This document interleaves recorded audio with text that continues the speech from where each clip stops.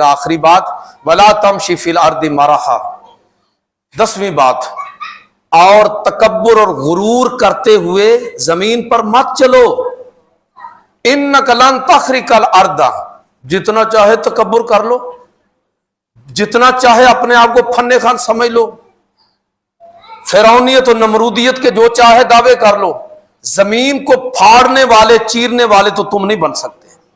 وَلَن تَبْلُغُ الْجِبَالَ طُولًا، اور جتنا چاہے اپنے آپ کو اونچا اڑا لو، پہاڑوں کی بلندیوں کے اوپر تم چڑھ دوڑنے والے اور اتنا اپنے آپ کو بلند کرنے والے تو نہیں ہو سکتے کہ تم پہاڑوں کو بھی اپنے قد کاٹ کے نیچے دبا لو۔ نہ تم زمین کو پھاڑ سکتے ہو، نہ تم پہاڑوں کی بلندیوں کو عبور کر سکتے ہو۔ تکبر سے اپنے آپ کو بچا لو۔ یہ 10 چیزیں ہیں۔ یہ آج ہم نے عہد جاہلیت کا جو ایک پورا ایک منظر نامہ ہے، اس کے بالمقابل اب دوسرا موضوع میں نے شروع کیا، اور آج کی گفتگو سورہ بنی اسرائیل کی آیت نمبر 22 سے لے کر 39 تک یہ جا کر آپ نے گھر پڑھنی ہے۔ ان کے اندر اللہ تعالیٰ نے 10 احکام کا ذکر کیا ہے۔